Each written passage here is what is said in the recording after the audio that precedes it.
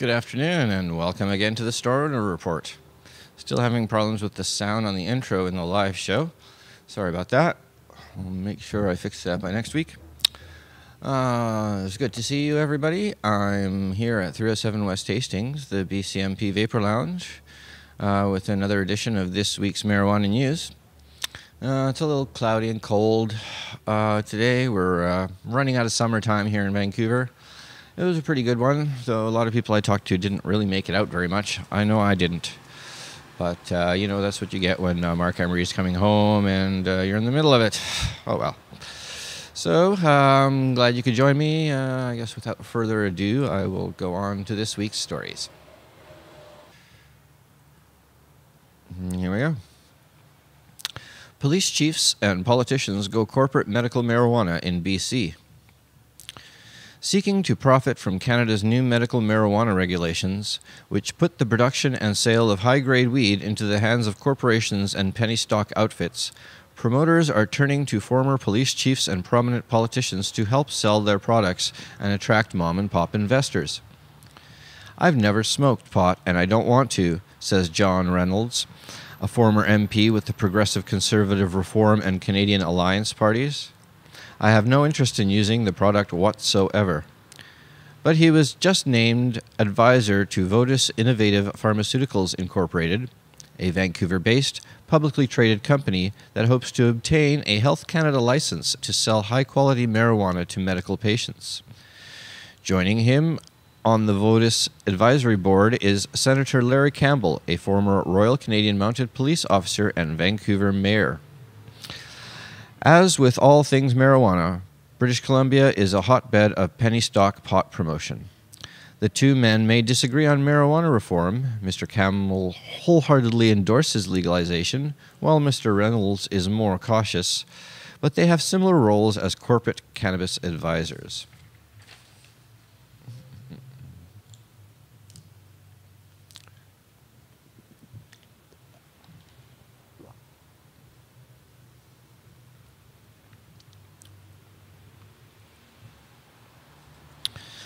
A Washington city takes aim at marijuana laws.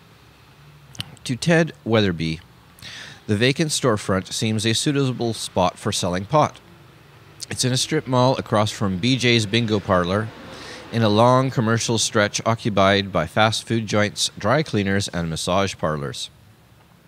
But like dozens of other cities in Washington, the small Tacoma suburb of Fife doesn't want Weatherby, or anyone else, opening marijuana businesses, even if state law allows it.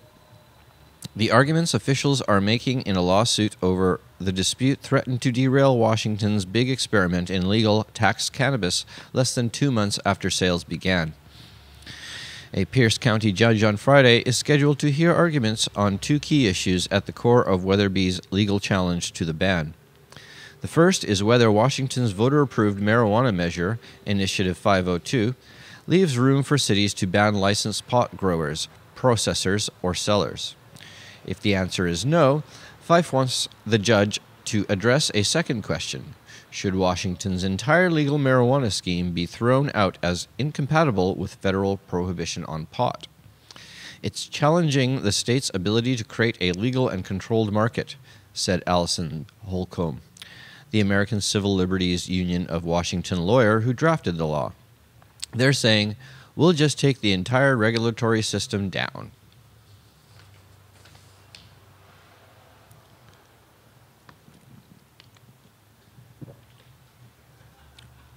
More Colorado marijuana seized en route to other states, report finds. Postal inspectors seized more than 493 pounds of pot from packages in 2013, quadruple the amount from 2010.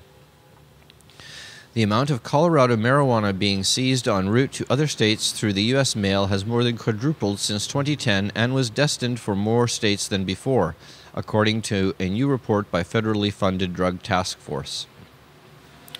Postal inspectors seized more than 493 pounds of pot from packages in 2013, up from 57 pounds in 2010. The year after medical marijuana dispensaries proliferated in Colorado, according to the figures released this month by the Rocky Mountain High Intensity Drug Trafficking Area. Just 15 packages were bound for 10 states in 2010 compared to the 207 parcels destined for 33 states in 2013. Top destinations were Florida, Maryland, and Illinois, the report states. Colorado legalized marijuana for all adults over 21 in 2012. The report, based on information from the United States Postal Inspection Service, doesn't contain figures for the first 6 months of 2014, when recreational pot shops opened in the state. The Postal Service in Denver has denied requests from the Associated Press for the same data. The spike in pot seizures is a sign not of more proactive postal investigations, but that more people are shipping pot through the mail, said Tom Gorman, director of Rocky HIDTA, a network of law enforcement organizations in 4 western states that share information on drug running patterns. It releases a yearly report about marijuana legalization as part of its work.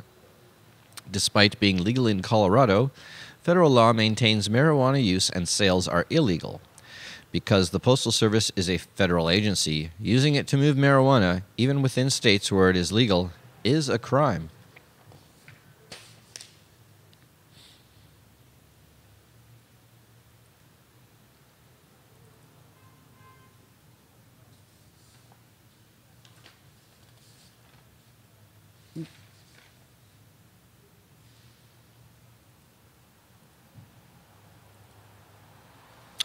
Santa Fe passes ordinance reducing marijuana possession penalties. The Santa Fe City Council voted Wednesday to reduce penalties for possession of small amounts of marijuana in a 5-4 vote. The vote came a day after the Santa Fe County Commission voted to put a marijuana decriminalization question on the ballot in November, a move pushed by Progress Now and Drug Policy Alliance in hopes of attracting more younger and hopefully more democratic voters to the polls. The 2 groups that brought it forward were looking for a public vote, Santa Fe Council Patty Bushi told the Post. They were looking to get out the younger voters. The measure, however, received pushback from Republican Secretary of State Diana Duran, who said she was unsure whether there should be room on the ballot for the question, Bushi said. Use a smaller typeface, really. She was setting up an obstacle course, Bushi said. We didn't want to get to wait and see what the Republican Secretary of State was going to try and do to derail us.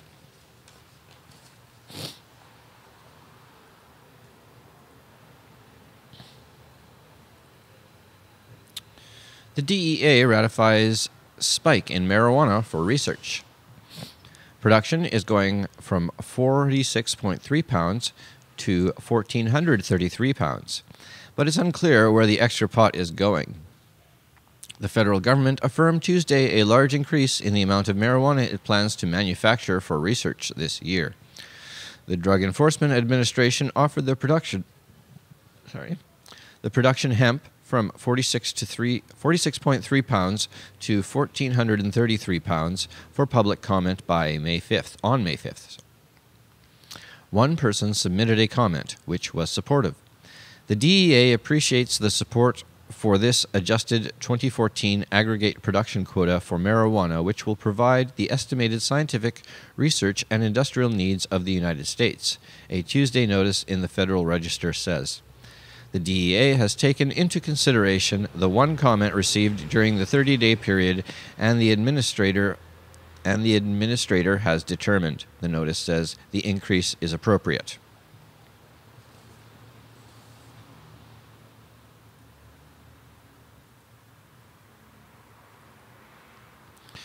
In states with medical marijuana, painkiller deaths drop by 25%. America has a major problem with prescription pain medications like Vicodin and OxyContin. Overdose deaths from these pharmaceutical opioids have approximately tripled since 1991, and every day 46 people die of such overdoses in the United States. However, in the 13 states that passed laws allowing for the use of medical marijuana between 1999 and 2010, 25% fewer people die from opioid overdoses annually. The difference is quite striking. said study co-author Colleen Berry, a health policy researcher at Johns Hopkins Bloomberg School of Public Health in Baltimore. The shifts showed up quite quickly and became visible the year after medical marijuana was accepted in each state, she told Newsweek. In the study published today, August 25th, in the JAMA Internal Medicine, the researchers hypothesized that in states where medical marijuana can be prescribed, patients may use pot to treat pain, either instead of prescription opiates or to supplement them, and thus may require a lower dosage that is likely to lead to fatal problems.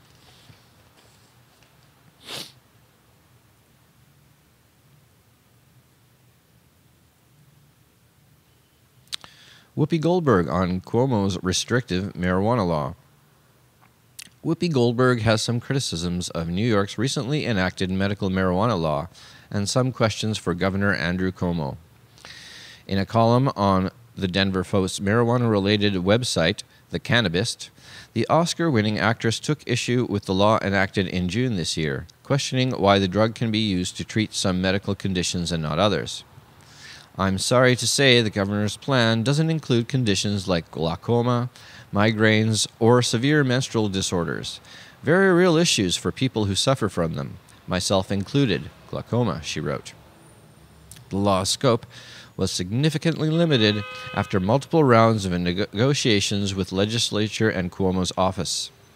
I would have loved to have a conversation with the governor and his staff, Goldberg wrote. I probably would have asked, did you all talk to a whole lot of patients? How did you come up with the list of conditions? And did you talk to any of the other governors about what effect medical marijuana has on patients? Goldberg also criticized the law's ban on smokable forms of marijuana.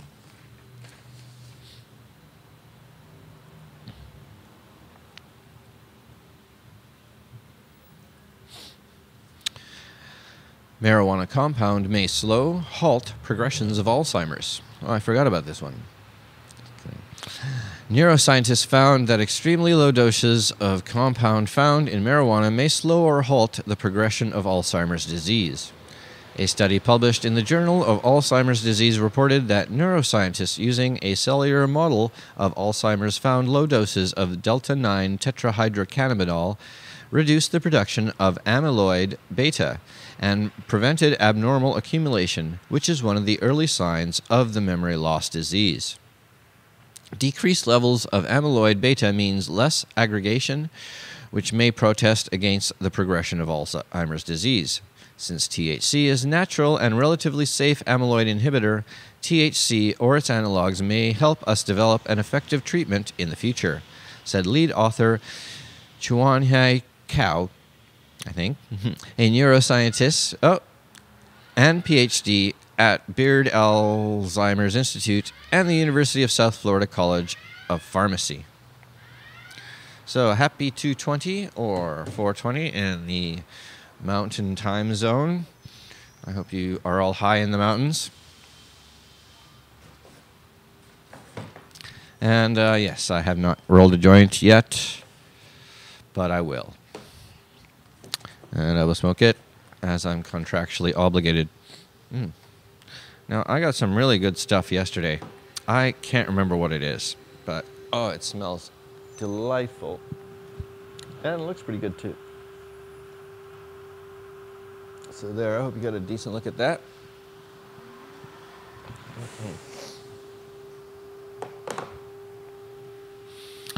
So let's have a look at chat. Forgot there was a chat almost. Hello, chat. How are you guys doing? Hope you're enjoying this week's news. Still have a few more stories left, so don't go away. We'll be right back. I wish I could figure out why the sound wasn't working. That's very annoying. For the sound's working here. I mean, I know you guys can hear me, but when I play my videos, the sound does not work. So I think it's because we tried another kind of program called XSplit instead of Minicam. And what happened is XSplit seems to have taken over everything. And I had to uninstall it, but it seems to have left some permanent results in my Minicam. So I don't have any sound right now when I play videos. Kind of sucks. But if you're watching this repeat, I will have edited the videos in with the sound. So you may not even notice that. So you're wondering, what the hell is this guy talking about? I heard the music. Yeah, well, not everybody did. So there. No, I'm just being weird. As I like to do. There we go. It's nice and ground up. I'm just cleaning the middle part of my grinder right now. So I have the two parts. The middle part has the screen in it. And it's a very fine screen, and it gets clogged up so that no trichomes actually fall through. So it's at home, soaking in some alcohol. And then it'll let the trichomes through again. Hopefully, it's not sticking. Yeah, I'm using smoking papers. I usually use the zigzags, but somehow I have smoking right now. Don't really like. I don't like the fact that zigzag have bleach in them, but they seem to burn like perfectly, absolutely perfectly. And the glue's always strong, and I don't know. Whenever I use other papers, it just somehow ruins the joint experience a little bit. So not that much, but a little bit. So I wish I had some white zigzags. But c'est la vie.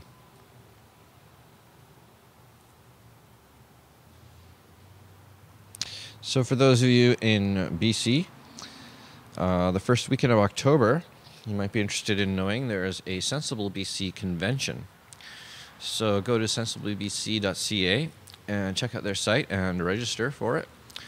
We've got a lot of plans to make sure that Harper gets out and that our provincial politicians are told what the public really wants in regard with marijuana, that is legalization.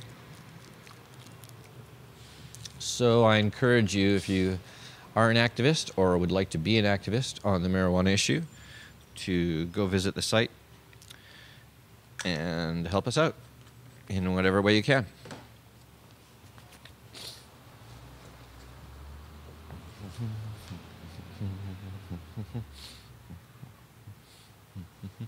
So I think Jeremiah's going to have a show today. I saw him earlier, but I haven't seen it posted. Mind you, my show wasn't posted either, so it's just the way we roll. So I would expect that there is a show, but I really don't know for sure. Really don't know. I'll just have to wait and see.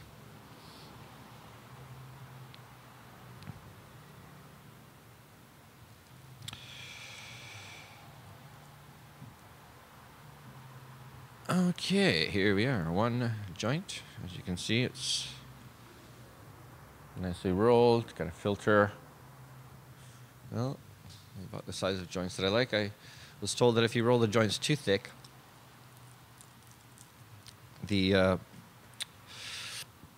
pot burns too hot, and a lot of it is wasted. So having a thin joint, not too thin, not like pinners or anything, having a fairly thin joint with where you can still taste all the flavor is probably the best way. But you know, these are just things that were told to me, so I don't know for sure. It'd be good if we had some scientists smoking pot and figuring it out for us. I mean, shit, that's what they're for, right?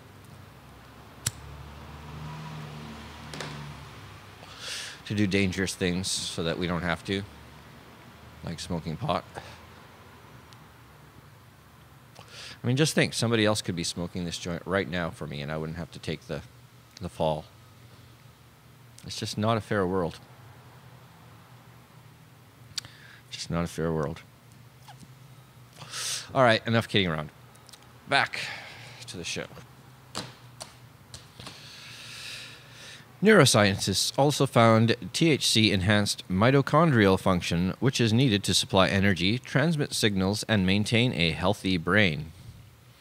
THC is known to be a potent antioxidant with neuroprotective properties, but this is the first report that the compound directly affects Alzheimer's pathology by decreasing amyloid beta levels, inhibiting its aggregation, and enhancing mitochondrial function. Yes, well, everybody knew about the amyloid levels of Alzheimer's, so I mean, this shouldn't come as a shock to anybody. Just ignore me.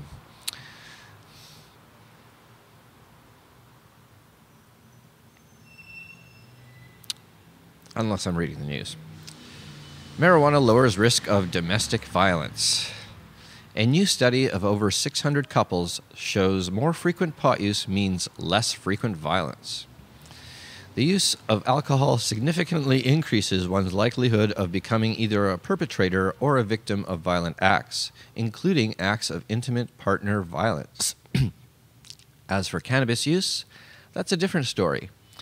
In fact, according to a just published study in the journal Psychology and Addiction Behaviors, couples who use pot are particularly unlikely to engage in intimate partner violence.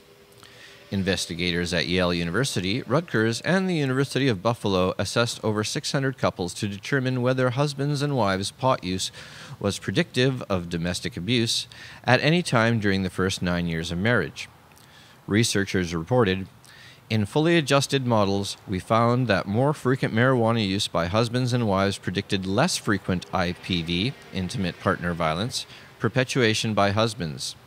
Husbands' marijuana use also predicted less frequent IPB perpetration by wives. Moderation analysis demonstrates that couples in which both spouses use marijuana frequently reported the least frequent IPV perpetration."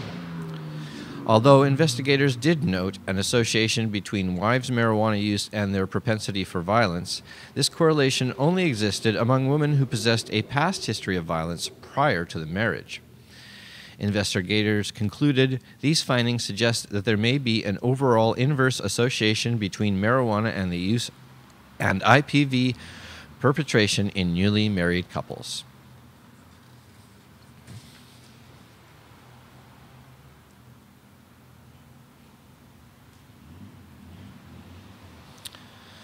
The REDEEM Act aims to fix the criminal justice system.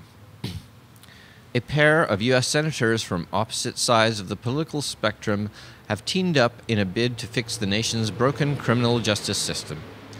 Senators Cory Booker and Rand Paul earlier this summer introduced the Record Expungement Designed to Enhance Employment Act, generally referred to as the REDEEM Act. While observers say the bill is unlikely to pass this year, its introduction lays the groundwork for moving forward on it in the next Congress.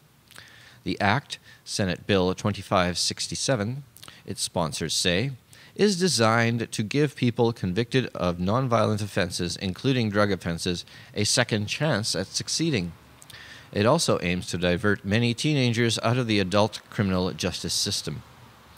Booker, a black Northeastern liberal, and Paul, a libertarian-leaning Southern conservatives, may appear to be strange bedfellows, but both said fixing the criminal justice system was more important than partisan rivalries in statements made when the bill was introduced.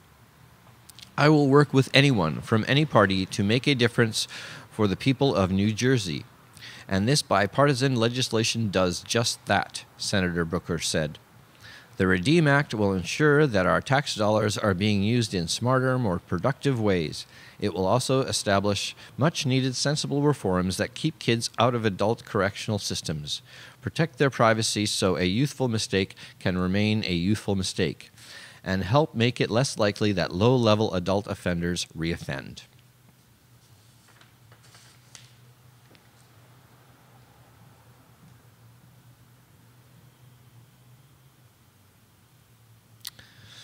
And finally today, why synthetic marijuana is more toxic to the brain than pot. One of the original chemists who designed synthetic cannabis for research purposes, John W. Huffman, Ph.D., once said he couldn't imagine why anyone would try it recreationally. Because of its deadly toxicity, he likened it to playing Russian roulette and said that those who tried it must be idiots. Whether that's the case or not, the numbers of users is certainly rising, and so are overdoses. New Hampshire has declared a state of emergency, and the number of emergency room visits for overdoses from the synthetic drug has jumped. One teen died earlier this month after slipping into a coma, reportedly from using the drug.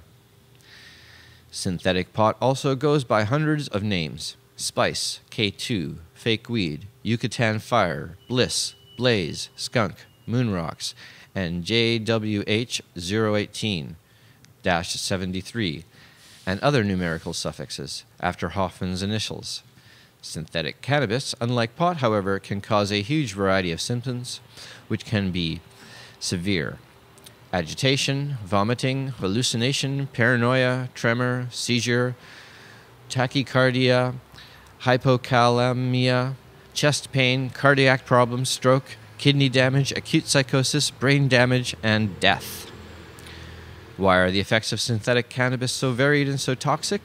Researchers are starting to understand more about the drugs and finding that synthetic cannabis is not even close to being the same drug as pot. Its name, which is utterly misleading, is where the similarity ends. Here's what we know about the synthetic cannabis is doing to the brain and why it can be deadly. And I'm afraid you're going to have to go to Forbes to read the rest of the article, since we're only allowed to do snippets. You can read all these articles online, and there's more that I did not read this week because they're not necessarily news, or I had some other reason not to. So please check out cannabisculture.com. Stay tuned to 4 o'clock to see whether Jeremiah is doing a show or not. Who knows? Check out the other shows. Redbeard's Glass Show on Saturdays. There's Class in Session on Tuesdays. From Under the Influence on Wednesdays. Jody does her show taping on Thursdays. And Fridays at 2, there's the Stoner Report with Marius Stoner. So I hope you check that out one day. No, that sounded right. Okay, so I'm going to leave you here, and I'm going to play the outro, or whatever we call those things, and there's not going to be any music because something happened like I explained earlier.